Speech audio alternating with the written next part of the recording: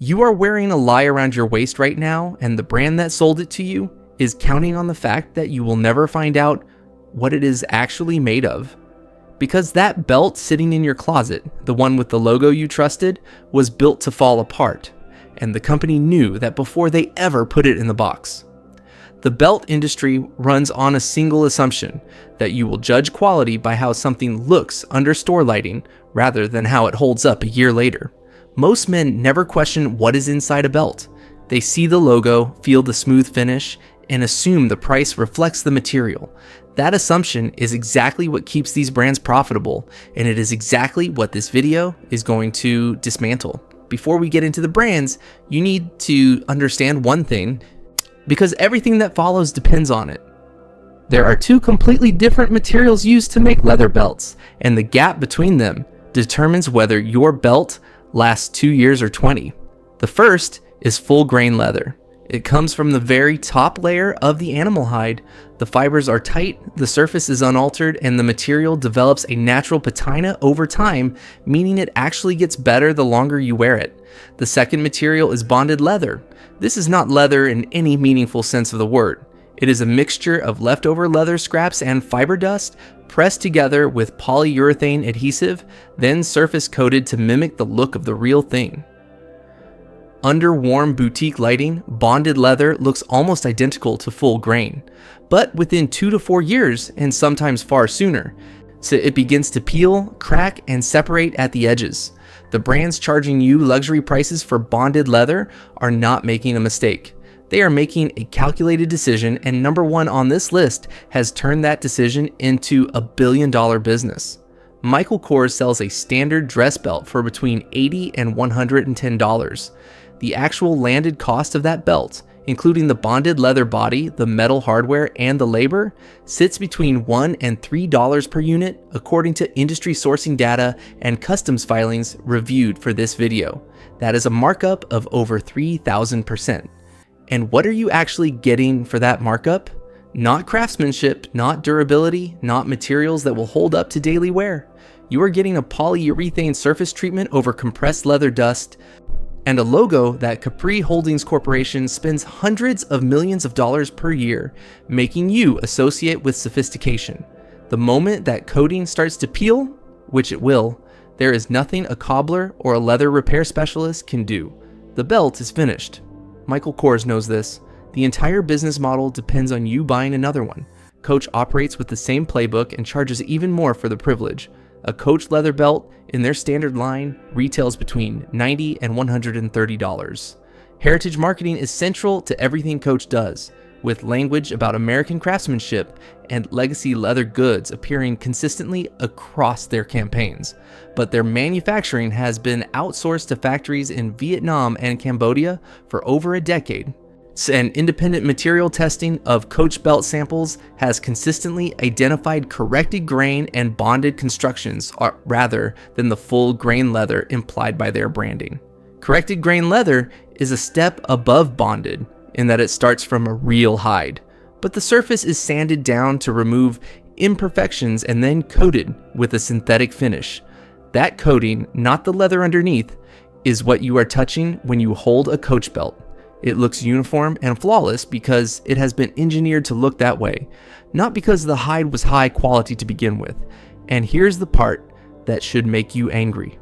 Coach has never once disclosed this on a product page. Hugo Boss sits in a category of its own when it comes to the gap between brand perception and product reality.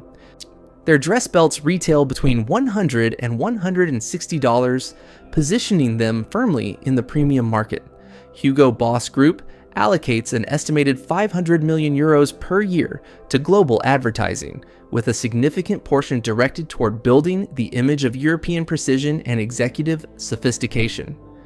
The actual production cost for a standard Hugo Boss belt falls between $4 and $7, with manufacturing handled through contract factories in Portugal and Eastern Europe. That advertising budget is not a separate expense that the company absorbs. It is passed directly to the consumer in the form of a markup that has nothing to do with what is inside the belt. When you buy a Hugo Boss belt, more than half of what you spend goes toward runway shows, celebrity placements, and the carefully constructed illusion that you are buying into a world of precision craftsmanship. You are not. You are funding a marketing machine. Tommy Hilfiger and Calvin Klein, both owned by Philips Van Heusen Corporation, represent perhaps the most transparent example of how a parent conglomerate sells the same product at two different price points purely on the strength of logo recognition. Both brands source belts from the same network of contract manufacturers in South and Southeast Asia. Both use bonded or corrected grain leather in their entry and mid-level lines.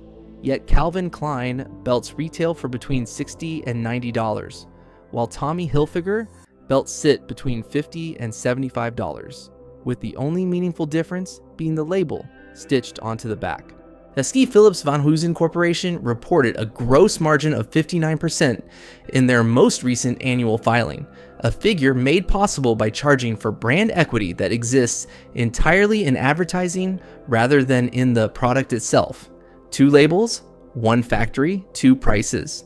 That is not quality control, that is a spreadsheet decision. Now here's where the picture changes entirely, because two brands on this list earn every dollar they charge, and the reasons are specific and verifiable. Trafalgar has been making belts in the United States of America since 1948.